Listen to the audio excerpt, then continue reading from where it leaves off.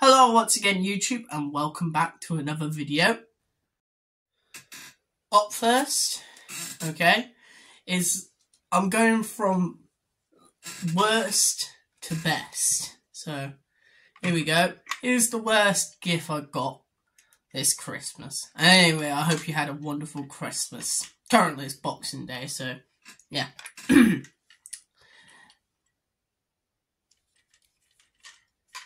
Yeah. Oh wait, so,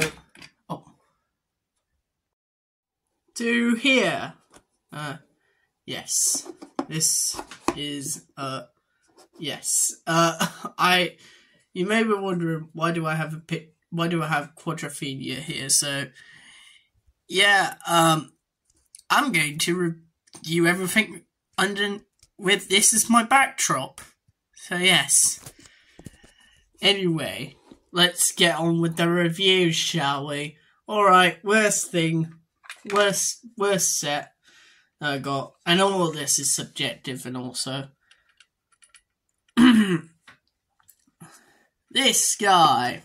Now you may be wondering why this guy in particular. Well, I tell thee, this guy may look alright from a glance, but if you look close enough, that's right, he's got gold in his ports. What the hell's up with that, eh? No, seriously, what is up with the gold? This is the most gold-looking Dalek ever, but at least he's not bent out of shape. He has the usual Dalek articulation, so no need to dwell on that. I mean, I've reviewed these Daleks constantly, you know. But you want to see his friend. You want to see Dalek Sec.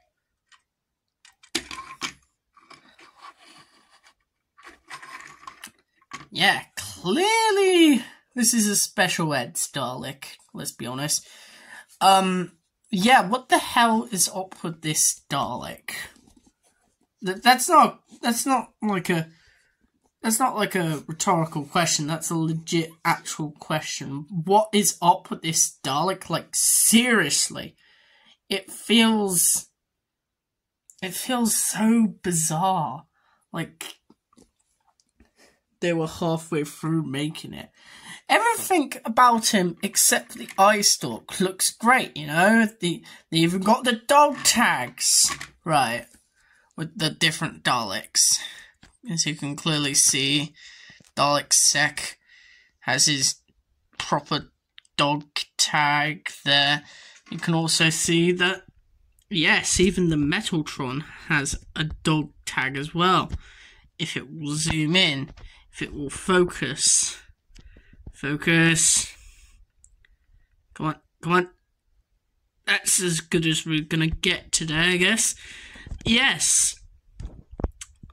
But I can't forgive that eye stalk. Like, it came like this. We purposely tried to avoid this, but we got this anyway. Of course I'm gonna heat it up, but I mean, if you don't have a blooming hairdryer or anything like that, this figure kind of sucks. But outside of that, it's an alright set for 21 quid, I think. Hell, I even remembered that blooming, but yeah, too much gold and quality control. That's literally the only two flaws. And they're so egregious that I believe it makes it the worst gift that I had. Now for the gift that is a repeat. Alright. This is a repeat gift. So yeah. And yeah, I wish I could say I like this gift more than I did. But I've already got like something like this. I'm gonna be a little bit more hands-on with these, and I might push back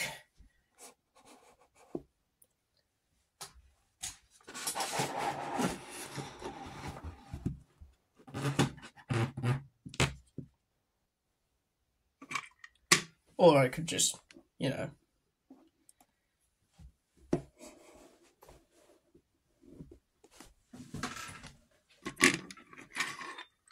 And, yeah.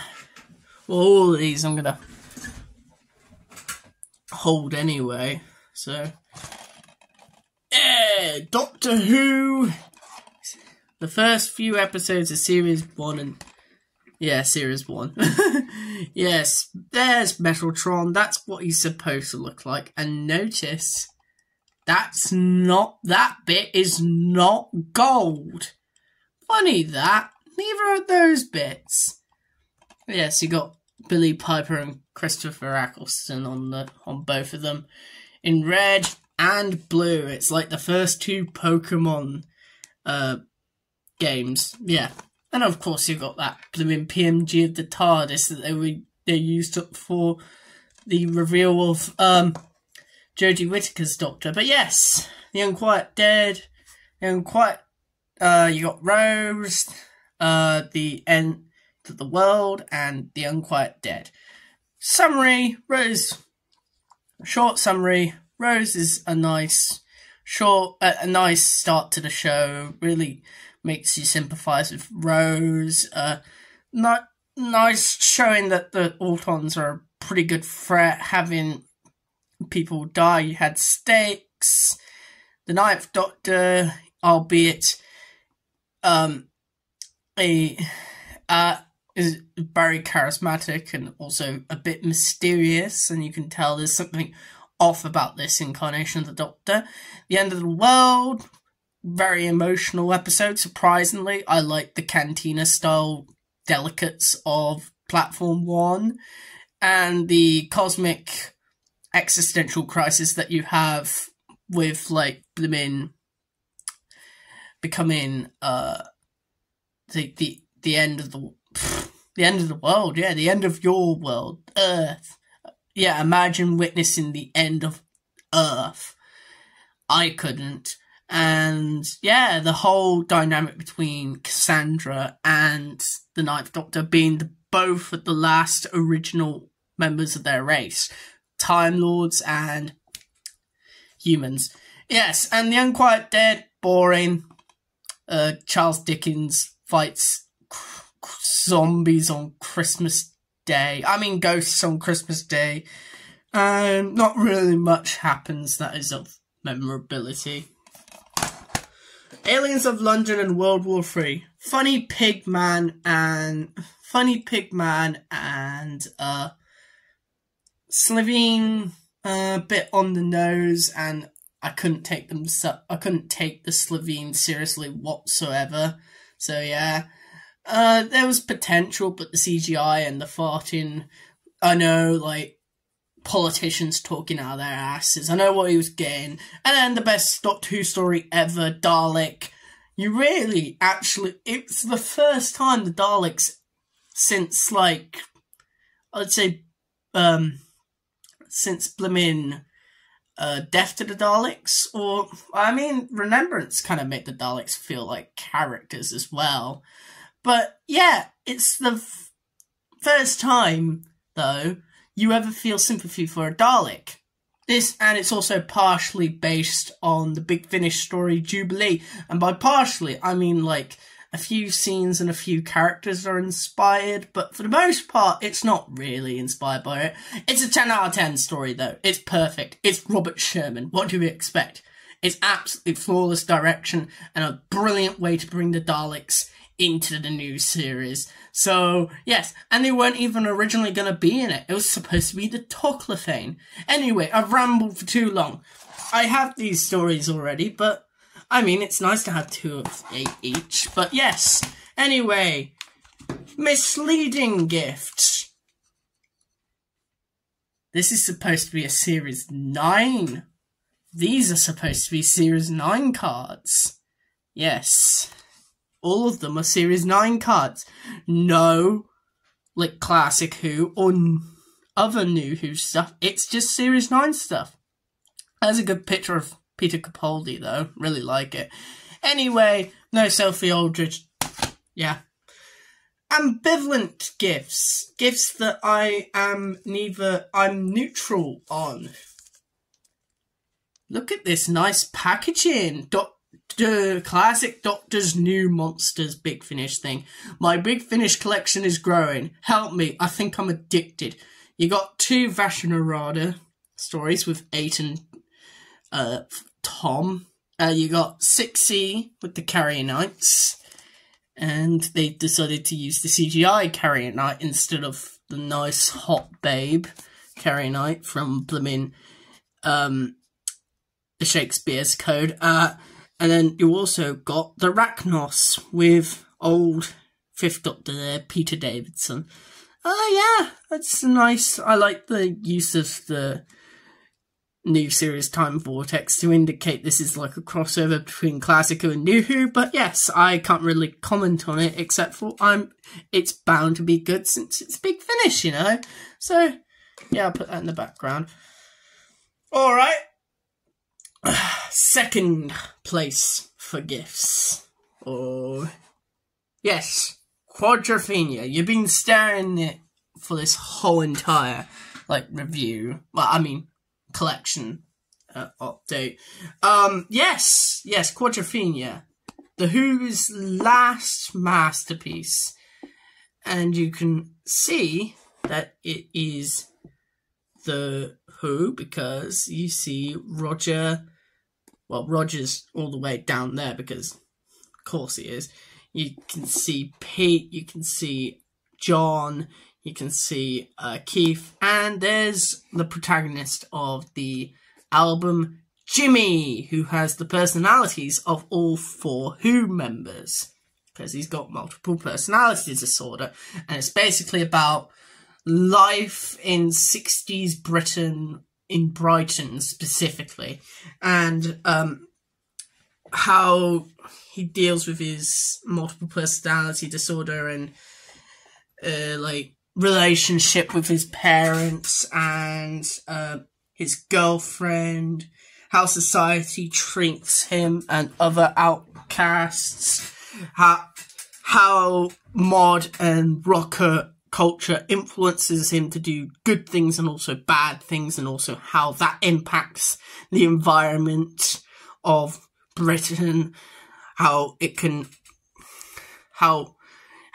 all superficial and makes him feel worse about himself. And I think Quadrophenia is probably their last masterpiece, released in 1973, so 50 years ago, with a lot of good albums came out then.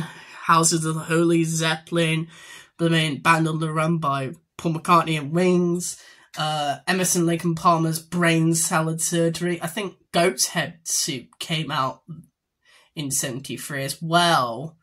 Not too sure though. But yeah, and also Dark Side of the Moon. It's up there with all of those. With all of them, I feel. And yeah, it's a fantastic album. It even has a picture book, which I'm not going to show you because that would be spoiling the whole entire plot, because it actually has something to it. And also check out the movie as well. The movie is great as well. I've heard there's even Sting in it as well, before he started the Police, I believe. And it also revitalised the mod culture as well in the 70s. Hell, this album has slowly become really good. You got classics like Bellboy, the Keith Moon songs. You got 515, the obvious single, with a bit of gentle balladry at the beginning and the end. And then just rock and roll riff on horns and guitars and and the word genius I do not use lightly, but I do believe Pete Townsend, to write all this music, he's got to be a genius, isn't he? The music and the lyrics are just so wonderful. isn't it? And I think I can firmly call this album a 10 out of 10. Like, there's no flaws in it. You might say, ooh, it mentions the no-no word, the R word. Not that R word, the other R word, the one related to SA. Yes. But I see that as... I don't think it's glorifying that culture. I think it's just showing, like, how he probably felt at that time. He's a flawed protagonist, and I think that's a great idea for album, having somebody who has flaws. And then in the end, he understands that all the mod culture is for naught, and he becomes a man and finds his own destiny. Most of us boys don't really become men until we realise that, like being superficial and artificial in our lives doesn't matter, you know. We should be true to ourselves, and we should find who we are on the inside, rather than collecting material wealth, placing so much emphasis on, like, good looks, good clothes, good everything.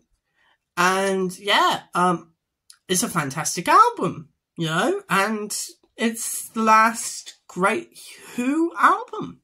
Anyway, now for the GOAT, the supreme GOAT of the greatest of all time, of my Christmas gifts. This fella here, if he will focus, oh, Jesus Christ.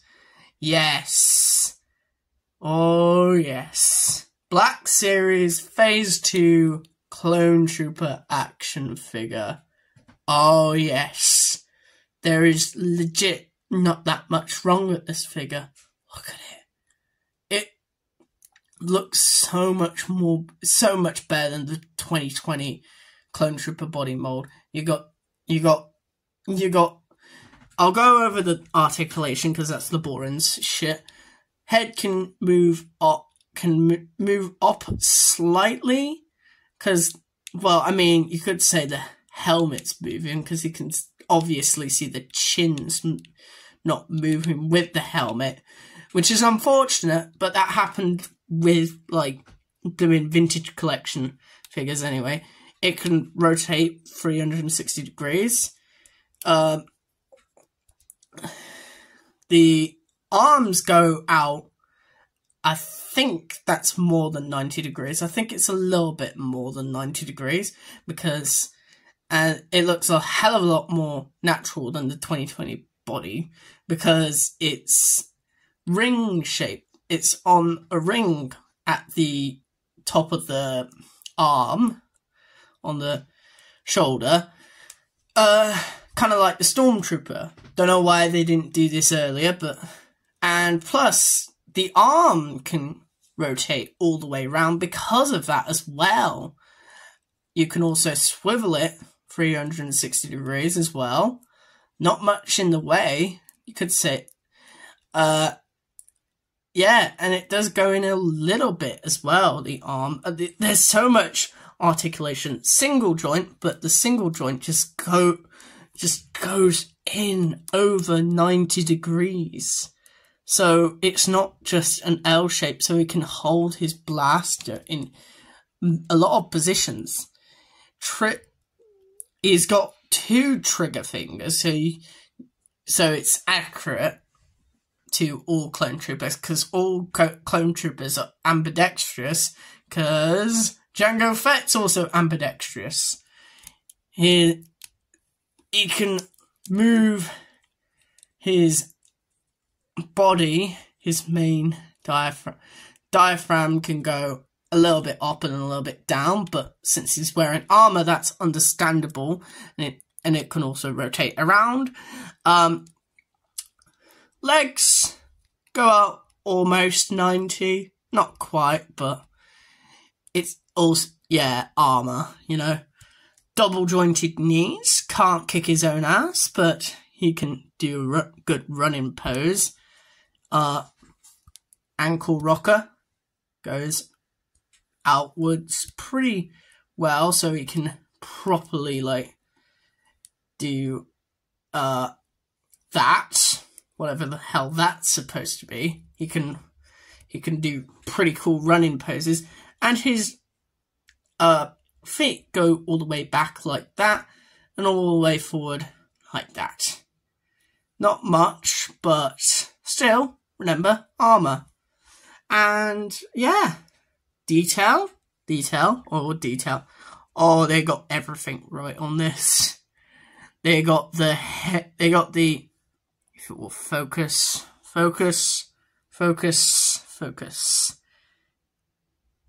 It is refusing to focus. Come on. Do it. Okay. It's very fuzzy. It's refusing to focus on anything right now. Okay, I'm gonna do it anyway.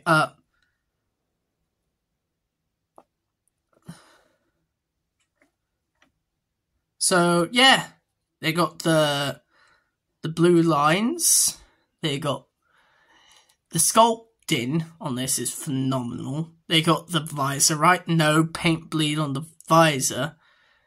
No paint bleed on the visor, though. Although there is some paint bleed on the black brow, which is nice to see the black brow brought back. And this is clearly not supposed to be a Clone Wars figure. This is a Revenge of the Sith figure, but anyway. The back of it continues all the way to the back, which is lovely. I'm not sure if there's supposed to be any paint on the back, but I don't really care, because it looks, the sculpting, the detailing on the back looks absolutely phenomenal, you know. You know, everything about this helmet is just amazing. They got all the tiny details right on the mouth, the black and the grey parts of the vent, and yeah, it looks like it came out of the films, you know. They got, yeah, and the body is just a standard clone body, just a little bit more bulkier, so the helmet feels a little bit more proportional, because they really struggle to make helmets look proportional, look like a person's wearing it. But yeah, you know, it's looking good. It comes with a DC-15 carbine and a DC-15A blaster rifle. C, blaster rifle. A, I'm not too sure. Risk communicator is there, so he can talk to his Jedi General. And yeah, and his legs are also a new sculpt, I believe, because originally these were stuck to that part of the leg. Now they're a little bit more realistic by being loose, so you can either have them like the old like clones and a little bit more realistic, or you can just do that, like, depends on which one you prefer. But yeah, oh, I didn't even mention the swivel. This is a very poseable figure. I'm legit surprised by that. But yes, yeah, it's nicely painted, you know, the weapon. I don't know if it's a new weapon or not, but yes, I fucking love this action figure. This is a really good action figure, and I want to get, like, at least, like, 6 of these guys. 6 more of these guys would be lovely, you know, and to display them with with my Rex and Cody. Yeah, I think this is truly, maybe, possibly going to be on my top 10 figures of 2023. Yeah, 2023. And it's not focused. But that's not even the best part. Finally, after all these years, this is the first regular standard clone trooper. If it will focus. It is refusing to focus. I don't know what the hell has gone wrong with the... But yes, this is the first regular standard clone with a Tamora Morrison removable helmet. Tamora Morrison face sculpt. They've been making them with Tamora Morrison face sculpts for like ages. So it's nice to see them actually use it. And yeah, his head articulation though is a little bit limited. Can't really go up. He can go up that much, go forward down that much. But yes, it remarkably looks like Tamora Morrison. The 5 o'clock shadow is a bit shit. I mean, it looks like he covers half of his mouth with mud. But yeah, though they did make the haircut look a little bit more like the Clone Wars haircut. So, I mean, you can't win everything. But yes, I would give this figure a 10. And I think I would put it firmly on my top 10 figures of 2023 that I own. I would probably put a Hot Toys or something like that at number 1. I don't know, maybe like one of those, I would put the blooming, maybe like that Spider-Man 2, Alfred Molina, Dr. Octopus, or the Green Goblin. I don't know, but this is firmly my favourite figure I brought this year. And yes, thank you all for watching. I hope you had a wonderful Christmas. And yeah, Boxing Day is almost over. So I'll see you all in the next video, which is going to be a review of Ruby Road, the Church on Ruby Road. Yes, Doctor Who episode. More Doctor Who. A lot of Doctor Who this holiday season. So goodbye.